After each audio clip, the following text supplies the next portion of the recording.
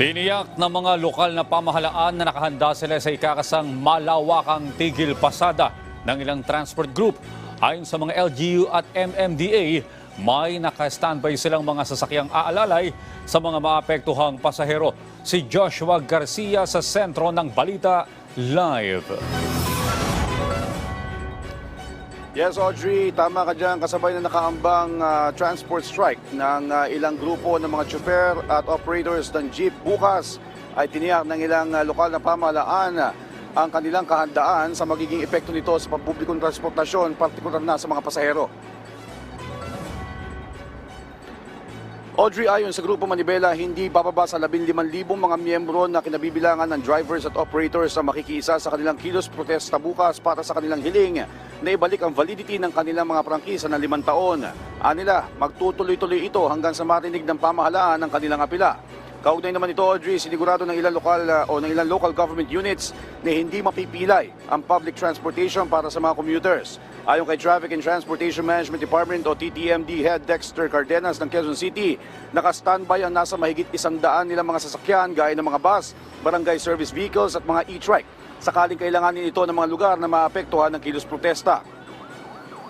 Saka yung monitoring natin, kasama naman yung QCPD, yung MMDA and the local traffic enforcers. So sama-sama kami to monitor the progress ng kanilang protest rally. Dagdag pa ni Cardenas, tututukan nila ng deployment yung mga lugar kung saan kalimitan pinapwestuhan ng mga kilos protesta gaya sa Novaliches, Cubao, Anonas, Molave, Aurora Boulevard at E. Rodriguez. Nang sa gayon ay mamonitor nila ang sitwasyon ng mga mananakay at magabayan na rin ang ibang motorista. Usual deployment ay ilalagay natin but naka-focus doon sa areas kung saan may mga convergence ng protesters or ng strike. Yung mga typical na historically doon sila nagko-converse. Doon tayo magde-deploy ng ating mga presence, ang ating mga forces, police, yung gano'n magiging effort natin. Ayon naman, Audrey, sa lokal na pamahalaan ng Mandaluyong City, bagamat walaan nila sila na kumpirma na magpoprotesta bukas, ay nakahanda pa rin ang kanilang mga sasakyan, hindi lang para sa kanilang nasasakupan, kung hindi para tumulong din sa mga kalapit lungsod kung kinakailangan. May mga naka-standby kaming mga vehicles at yun yung mga nakalista sa MMDA na kung saan ginagamit din nila pagka nagdi-dispatch kami. Kasi ang Metro Manila is one vehicle approach kami. Kumbaga sa tulong-tulong. Audrey, tiniyak din ng Metropolitan Manila Development Authority o ng MMDA na nakahanda ang kanilang mga assets katuwang ang iba pang ahensya ng gobyerno at LGUs kasabay ng pagpapaaktibo ng kanilang interagency monitoring team.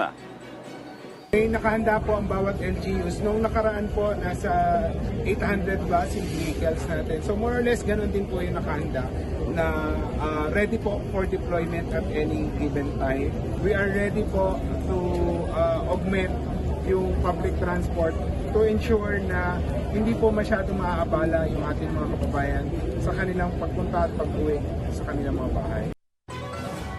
Samantala, Audrey, nanindigan ang Land Transportation Franchising and Regulatory Board o LTFRB na wala nang ibibigay na panibagong deadline pagkatapos ng February 1 dahil sa 7 extension na ang kanila naibigay. Dagdag pa ng LTFRB, nasa mahigit 70% na rin naman ang kanilang consolidation rate.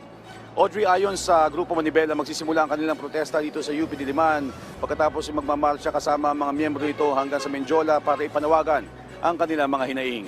Audrey? Okay, Joshua, maasahan ba na mag-iikot na bukas yung mga service vehicles ng mga LGU at iba pang ahensya para matiyak na walang may stranded na mga pasahero?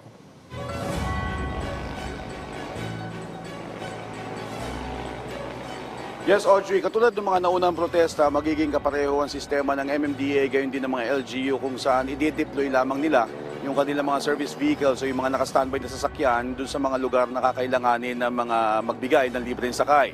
Nang sa gayon hindi naman din maapektuhan yung kita ng mga chopper ng jeep at operators na hindi sasali sa nasabing kilos protesta. Audrey?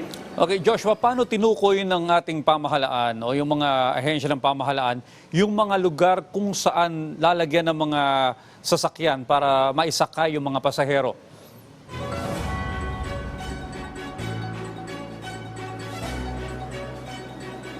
Yes, Audrey, ibabase nila yan sa assessment din na isinagawa nila nito nakaraang taon. At ayon kay Dexter Cardenas ng TTMD na nakausap natin kanina ay meron silang datos kung saan historically doon nga nila ginaganap yung kanilang mga kilos protesta. Kung saan yung matataong lugar ay doon sila magde-deploy hindi lamang ng mga sasakyan kundi maging ng kanilang mga tauhan. Audrey? Alright, maraming salamat Joshua Garcia.